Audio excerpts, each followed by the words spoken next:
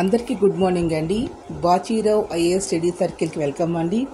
ఈరోజు current affairs తీసుకున్నట్లయితే మనకి మన దేశంలో వృద్ధుల సంఖ్య అనేది వేగంగా పెరుగుతూ ఉంది.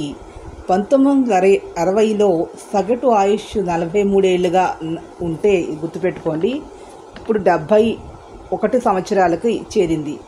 2050 నాటికి భారతదేశ జనాభాలో 20% అంటే 60 ఏళ్ళు దాటిన వారు 20% వరకు ఉంటారు. అదేవిధంగా డిమెన్షియా కేసులు అనేటవి కూడా ఎక్కువగా పెరిగాయి. అంటే 60 ఏళ్ళకి పైబడిన వారు భారతదేశంలో 7.4% మంది డిమెన్షియా అనేటటువంటి ఒక వ్యాధితోటి బాధపడుతూ ఉన్నారంటే మతిమరుపు. ఇక్కడ ప్రపంచవ్యాప్తంగా 5.7 కోట్ల మంది ఈ వ్యాధితో బాధపడుతుండగా భారతదేశంలో 88 లక్షల మంది ఈ వ్యాధితో ఇబ్బంది పడుతూ ఉన్నారు. ఆంధ్రప్రదేశ్లోని వృద్ధుల్లో 7.7% మంది ఈ డిమెన్షియా వ్యాధితో బాధపడుతూ ఉంటే తెలంగాణలో 8.2%గా ఉన్నారంటే తెలంగాణలో ఎక్కువగా ఉన్నారు ఆంధ్రప్రదేశ్ కన్నా కూడా. ఈ డిమెన్షియా అనేటటువంటి వ్యాధికి కారణము అమిలాయిడ్ ప్రోటీన్ అనేది మనకి మెదడులో పేరుకుపోవడం. దీనికి కారణము విపరీతమైనటువంటి పోషకాహారమైనటువంటి లోపంతో పాటుగా డిప్రెషన్, ఒత్తిడి, ఆందోళన ఇవన్నీ కూడా జ్ఞాపశక్తి తగ్గిపోయే ఉద్యోగుల్లో ఉన్నటువంటి ఉద్యోగాల్లో టెన్షన్స్ ఇవన్నీ దీనికి కారణమవుతుందనేది. కారణం ఏంటంటే ఇది డిమెన్షియా అనేది మెదడుని ప్రభావితం చేసేటువంటి వ్యాధుల్లో ఒకటి. ఇది గాయాల కారణంగా కూడా వస్తూ ఉంటుంది. అంటే ఇంటర్నల్గా మెదడు తెలియకుండా షాక్స్ అవి జరగడం, దెబ్బలు తగలడమే కాదు, ఇంటర్నల్గా టెన్షన్స్ వల్ల కూడా రావచ్చు. అల్జీమర్స్ డిమెన్షియా అనేది అత్యంత జనరల్గా కనిపించే 70% దాకా కేసులని ఇలాంటివే ఉంటున్నాయి. వాసిక్యులర్ డిమెన్షియా స్ట్రోక్ లేదా రక్తనాళ సమస్య ఏర్పడడం వల్ల వస్తుంది. ఫ్రంటోటెంపోరల్ డిమెన్షియా అనేది మెదడు ముందు భాగం పక్క భాగం అనేది దెబ్బతిన్నప్పుడు అంటే ఇంటర్నల్గా ఇది వస్తుంది. అయితే ఇక్కడ దీనికి కొన్నింటికి కారణము మధుమేహం, రక్తపోటుతో పాటు జీవనశైలితో పాటుగా ఆహారపు అలవాట్లు, అధిక మద్యపానం కూడా కారణమవుతోంది.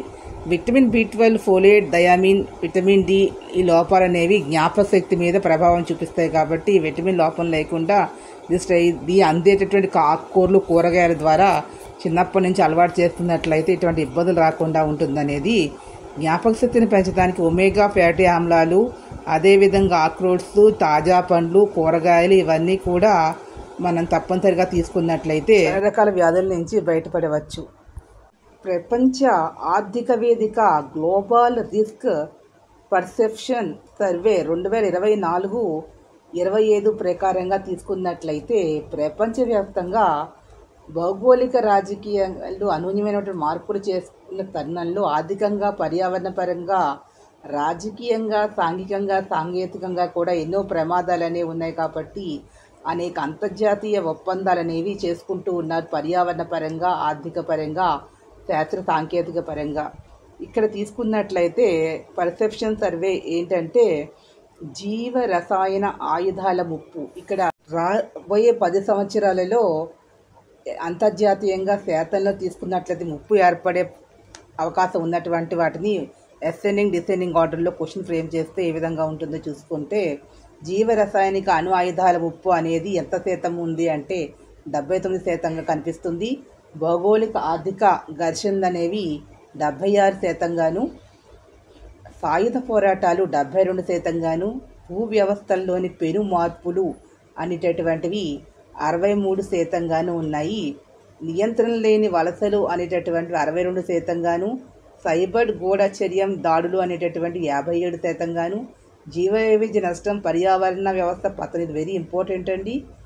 ఇది తీసుకుని వచ్చి 56%, కాలుష్యం 54%, ఇది కూడా ఇంపార్టెంటే. వ్యూహాత్మక వనరులపై గుప్తాధిపత్యం అనేటటువంటిది 52%, ఆధునికత, సాంకేతిక దుష్ఫలితాలు అనేవి 51% ఉంది.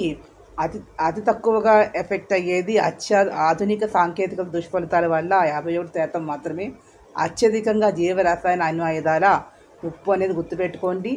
పైనుంచి కిందకు తీసుకునే అసెండింగ్ ఆర్డర్ జీవ రసాయన ఆయుధాల ముప్పు, భౌగోళిక ఆర్థిక ఘర్షణలు, సాయుధ పోరాట భూ వ్యవస్థలో పెను మార్పులు, పైనుంచి కిందకి, డిసెండింగ్ కింద నుంచి పైకి తీసుకున్నట్లు ఆధునిక సాంకేతిక దుష్ఫలితాలు, వ్యూహాత్మక వనరులపై గుప్తాధిపత్యము, కాలుష్యము, జీవ వైవిధ్య నష్టం, పర్యావరణ వ్యవస్థ పతనము అనేటటువంటి తీసుకుంటే 51, 52, 54 అండ్ 56 శాతాలుగా ఉన్నాయి. ఎస్ఎన్ డిసైన్ కానీ పర్సంటేజ్ గుర్తుపెట్టుకొని ఈ వీడియో మీకు నచ్చినట్లయితే ప్లీజ్ సబ్స్క్రైబ్ మై ఛానల్. మరి కొత్త వీడియోతో ముందుకు వస్తాను. Thank you to all. ఇలాంటి క్వశ్చన్స్ అయితే ఖచ్చితంగా అట్లీస్ట్ ఒక క్వశ్చన్ ఫ్రేమ్ చేస్తారండి. వీటి మీద వెరీ వెరీ ఇంపార్టెంట్ కానీ గుర్తుపెట్టుకోండి పర్సంటేజ్ వైజ్గా. Thank you to all. Video మీకు నచ్చినట్లయితే please subscribe my channel. Conference